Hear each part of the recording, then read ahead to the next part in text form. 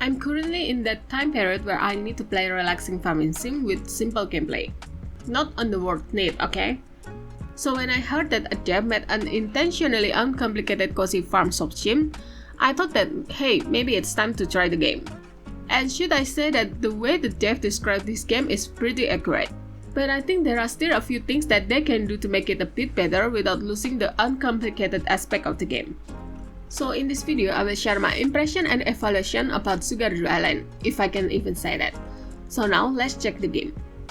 First, let's start with the story, which I think has very common premise. Your character got stranded to the Sugardew Island, but this time, instead of the usual lively village, you will find a rundown island with only an old farm and a few damaged areas. As you can see, they try to make it a bit different than other farming games. But sadly, the characters and the storytelling don't really reflect the dev effort to make it distinct. Instead, we only get to interact with the NPCs on a few cutscenes here and there after you reach certain goal or achieving something. But other than that, it feels blank. Even the NPC's personality feels lacking. Whenever you talk to them, you only get to respond with an okay. And even the way they talk to you feels very cold. Although their dialogue will change as your relationship grows, but I still think as if I'm talking to a notice board instead of a character, because of this lack of interaction ability. For the gameplay, as the dev said, it is uncomplicated, but because of that, some of you might feel that it's a bit lacking. You only get the farming, ranching, and gathering resource gameplay, but you don't get any other common farming sim gameplay like fishing and mining. Since this is what I need currently, I can say that the grinding feels relaxing.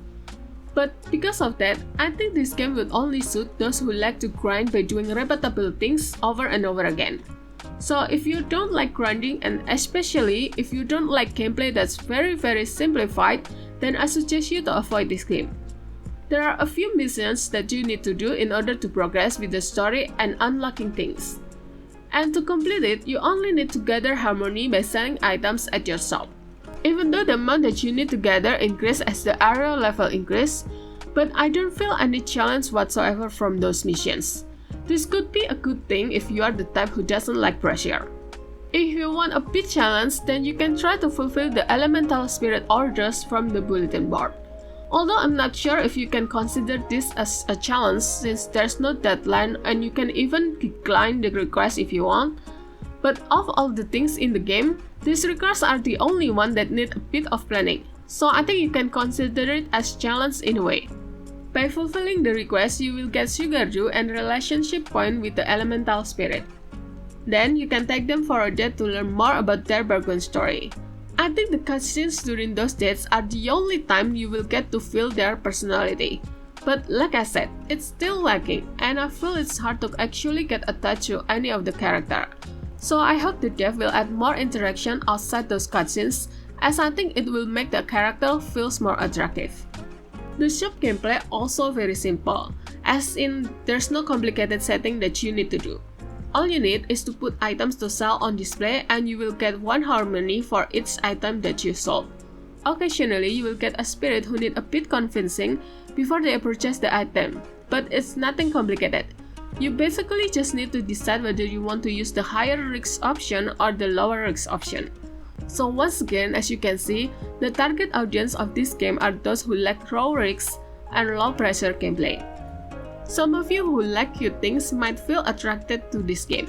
And I agree, as I myself also feel that everything in the game looks very cute. I think it's one of the unique points that Sugardew Island has. The dev really put more effort in designing everything from the animals to the cute characters. You can even find a few variations of each animal and pets, so your ranch will feel livelier. Sadly, the item that you see in the environment can't be used to decorate your farm. In fact, there's very little decoration item that you can use in your farm. I'm a bit sad and hope they will finally allow us to use those cute lamps, jars, pots, and mushrooms as decors. I think it will then add a decorating element to the game. As right now, I won't even say this game has decorating gameplay. While I do think Sugardew Island has very cozy gameplay, but I think it's that type of game intended for a specific audience. I think those who don't like pressure but still want to enjoy relaxing grinding will find this game enjoyable. Speaking of my own experience, I do enjoy playing the game on the time when I need it. So I think to enjoy the game, some of you might need to find the right time, which once again, very niche. But I do think this game works as what the dev intended to be, although there are still a few elements that can be added to make the experience better. And if you want a cozy dungeon crawl game, check my Grimoire Grove review video.